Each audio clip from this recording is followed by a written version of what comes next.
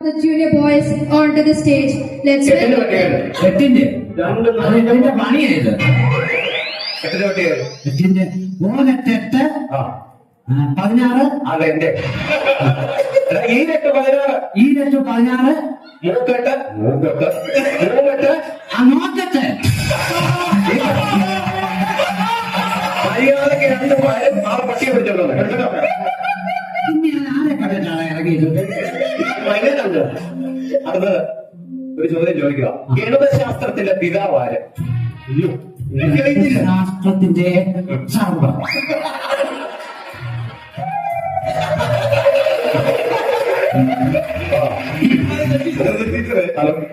വനജ ടീച്ചറെ ഈ വനജ ടീച്ചറിന്റെ പിതാവ് വനജ ടീച്ചറിന്റെ പിതാവ് ഗണിത ടീച്ചറിന്റെ പിതാവ് ആരാ ടീച്ചറെ? മാറിയോ? അപ്പൊ പുതിയത് മതി. ടീച്ചർ പറയുന്നത് പഴയതിനകത്ത് വേറെ ഒരു പിതാവായിരുന്നു, ഇപ്പൊ പുതിയതിനകത്ത് മാറ്റമുണ്ടെന്ന പിതാവ്. സിലബസ് മാറിയില്ല. പിന്നെ സിലബസ് മാറുന്ന പിതാവ് 6നെ 2ആയി ഭാഗിച്ചാൽ എന്ത് കിട്ടും? 6നെ 2ആയി ഭാഗിച്ചാൽ വെടിക്കൽ 2 ദാമുണ്ടാക്കാം. എന്തിനെ പഠിക്കാൻ ഒരുപാടാണ് വെടിക്കെട്ട്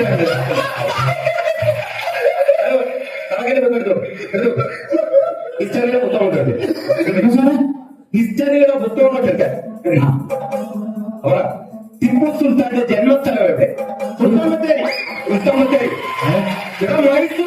അത് പറഞ്ഞു പറഞ്ഞ പുത്തമ്പത്തേരി കഴിഞ്ഞ് ആ ചുരുങ്ങാൻ കയറി വരണ്ടേ? അതൊന്നും പറയാൻ തുടങ്ങി.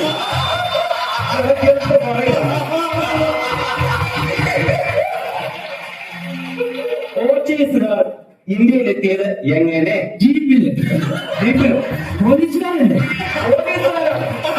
പോർച്ചുഗീസുകാർ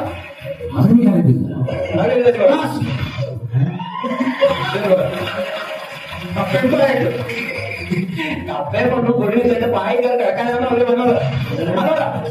അങ്ങനെ പായ്ക്കപ്പലിൽ ISROയുടെ പിതാവ് ആരെന്ന് പറ? ഞാനോ? ISROയുടെ പിതാവ് എപ്പോ സാറായിരുന്നു? അയ്യോ സാറോ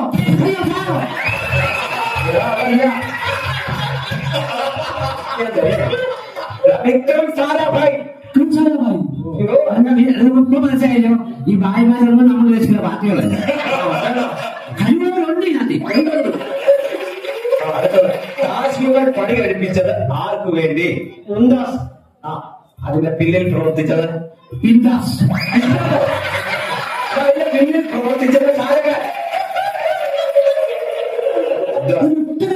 ശരിയായിട്ടില്ല. ഇവിടെ കേൾക്കണം. ലോകത്തിലെ 2 അത്ഭുതങ്ങൾ 7 ഉണ്ട്. 7 അത്ഭുതങ്ങളുള്ളത്. 2 പറയുന്നുണ്ട്. അനുഭവം ചൈനയിലെ വെഞ്ചരൻ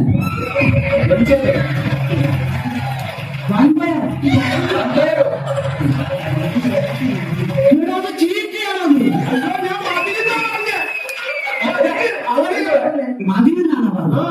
ചൈനയുടെ വൻമതിൽ. തെറ്റിക്കരുത്. 2ാമത്തെ അത്ഭുതം ഉണ്ടല്ലോ, അതങ്ങനെ പറഞ്ഞേ. കുട്ടപ്പനാണ്. കുട്ടപ്പൻ ചരിഞ്ഞിരിക്കുന്ന പിസയുടെ ഭാഗത്ത് അത് തിന്നു കാണുക. അതിന്റെ പേരെന്തോന്നായി വെച്ചത്? ഞങ്ങൾ കഴിച്ചത് കാണുന്നു.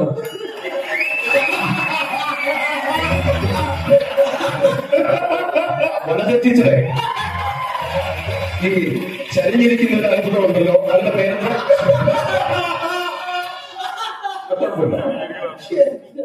എന്തോ വന്ന് പറഞ്ഞു സാറേ. ടീച്ചർ പറഞ്ഞിരിക്കുന്നത് ഈ ചരിഞ്ഞിരിക്കുന്നൊന്നും വലിയ അനുഭവപ്പെടാനില്ല. ടീച്ചർ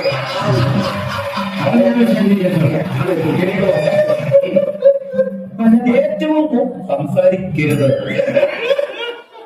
ഏറ്റവും കൂടുതൽ മഴ ലഭിക്കുന്നത് എവിടെ? അങ്ങനെ ചീറ്റിട്ടില്ല സാറേ. കേരളത്തിൽ ഏറ്റവും കൂടുതൽ മഴ ലഭിക്കുന്നത് എവിടെ? കേരളത്തിൽ എന്റെ വീടിരിക്കുന്നേ. അഥവാ ഞാൻ പോയി ലഭിക്കുന്നത് നോക്കാം. അമ്മ മഴ കടക്കുവോ? കണ്ടുവിടുവോ? എങ്ങനെ കണ്ടുപിടിക്കും? അത് സത്യമല്ലേ?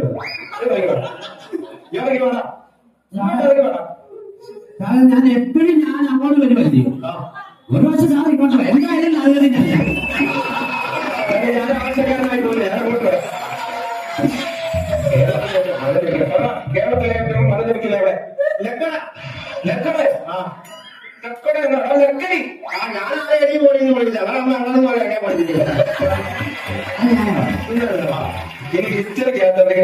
ചോദിക്കാമോ?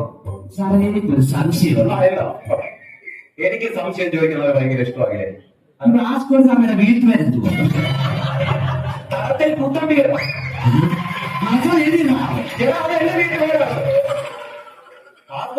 വീട്ടുപേരല്ല എന്തുവാണ് എന്തിനു വരുവാണ് നീയൊക്കെ? സത്യം പറയല്ല. നീ ആ ഹിസ്റ്ററി പുസ്തകം അടയ്ക്കും. ആ ബയോളജി പുസ്തകം. ബയോളജി എന്നാൽ ജീവശാസ്ത്രം അറിയോ? അപ്പൊ ബയോളജിയുടെ പടം വരച്ചോണ്ട് വരാൻ ഞാൻ പറഞ്ഞായിരുന്നു.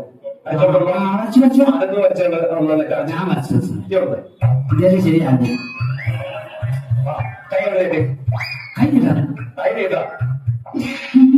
അറിയാമോ? കൊച്ചു അമീബയുടെ പടം വരച്ചോണ്ട് വരാൻ പറഞ്ഞപ്പോ കൊച്ചിൻ കനിയുടെ പടം വരച്ചോണ്ട് വന്നിട്ടുണ്ട്. എനിക്ക് സത്യം പറഞ്ഞാൽ മനസ്സിലായില്ല. ഞാൻ അത് കൊച്ചിക്കലിയുടെ പണം വരച്ചു. സംസാരിക്കരുത്, ഞാൻ പറഞ്ഞേക്കാൻ വിടുന്നുണ്ട് കേട്ടോ. ഈ ബയോളജി നിങ്ങളെ പഠിപ്പിച്ചിട്ട് കാര്യമൊന്നുമില്ല.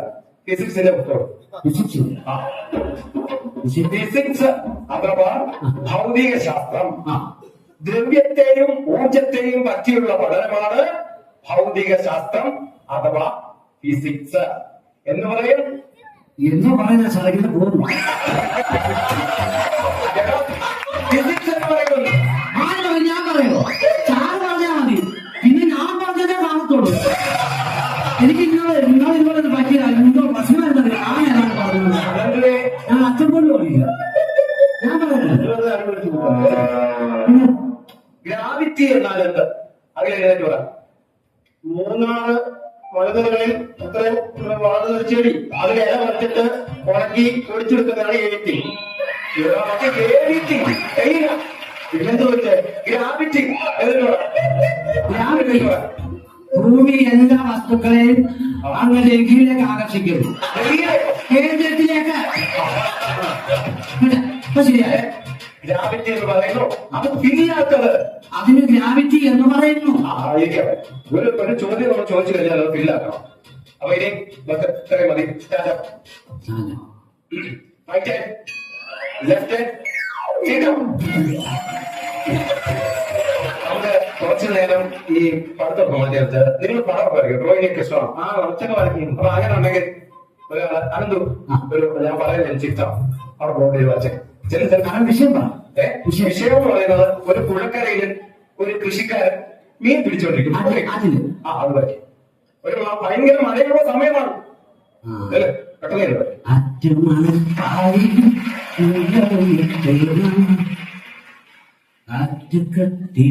നിന്നെ കിടത്തി ഉറക്കുന്നത് കവിത്തരവുണ്ട് സുലഭമായ സൂര്യകാന്തികൾ.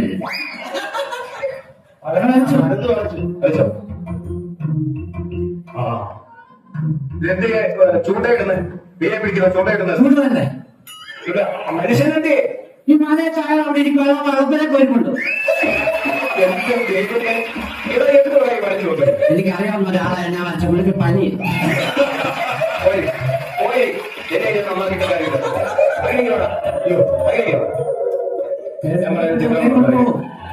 ഒരു പാവപ്പെട്ട കൃഷിക്കാരന്റെ വീട് പെട്ടെന്ന് തുടങ്ങി സമയമില്ല. വെല്ലടിക്കാതെ പാവം പിടിച്ച വീട്ടൊക്കെ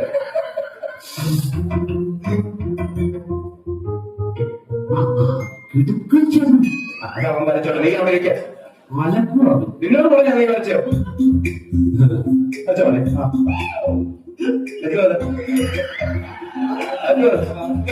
നേരത്തെ സാറെ പാവപ്പെട്ടെന്ന് വരില്ലയോ? ലൈഫിലേക്ക് കിട്ടിയത് ഒരു കഴിവ് കിട്ടിയോ? പാവം പിടിച്ചവന്റെ വീടും ബുദ്ധിമുട്ട് സാറിന് അറിയാവുന്നതാണ്. ചാള കെട്ടി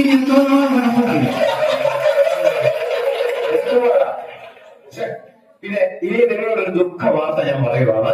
ദുഃഖവാർത്ത? 16-ാം തീയതി ഞാൻ വിരമിക്കാം. അയ്യോ, ആര് പറഞ്ഞത് മനസ്സിലായി? ഇല്ല. 16-ാം തീയതി സാറ് മരിക്കാൻ പോവാ.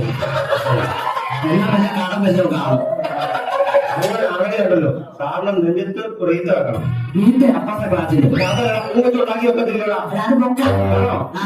നമ്മളെ പഠിപ്പിച്ച സാധനല്ലോ എന്തുകൊണ്ടാ പറയുന്നത് കേട്ടോണ്ട് സാറ് ഒരിക്കൽ മരിക്കാൻ പോകുന്നു ഞാൻ മരിക്കാൻ പോവാന്നാണ് പറഞ്ഞത് ഞാൻ വിരമിക്കാൻ പോവാണത് വിരമിക്കാൻ പോവാണ്. മരിക്കാൻ പോവാണ് ഓ എന്തുകൊണ്ടാണ് അത് പറഞ്ഞപ്പോൾ മനസ്സിലാക്കി നിങ്ങൾ രണ്ടുപേരും എഴുന്നേറ്റ് വന്നേ അല്ലെങ്കിൽ വന്നേ അടിക്കാനാണ് ഞാൻ അനന്തരപ്പെടുത്തോടാ അവിടെ നിങ്ങൾ ഒതുങ്ങാതെ എടാ നിങ്ങളെ വഴക്ക് പറയുന്നതും അടിക്കുന്നതൊക്കെ നിങ്ങൾ നന്നാകാൻ വേണ്ടിയാണ് ഞാൻ പഠിപ്പിച്ചിട്ടുള്ള എന്റെ കുട്ടികളെല്ലാം ഡോക്ടർമാര് അഡ്വക്കേറ്റ് ജില്ലാ കളക്ടർ വരെ ആയിട്ടുള്ളൂ എന്നിട്ടും സാർ ഇവിടെ തന്നെ കിടക്കും. സാറ് കിടക്കുന്നത് ഇന്ത്യയുടെ തലക്കാരെയോടെ ആയിരത്തോടെ തലയോടെ ആപ്പിളോടാ വെളിച്ചു പോയെ അങ്ങനെ ഇരുന്ന മോളിൽ വിളിച്ചാൽ സാർ എന്താ ഇവിടെ എനിക്ക് എന്താ കാര്യം പറഞ്ഞിട്ട് പോലും നിങ്ങൾ നന്നാ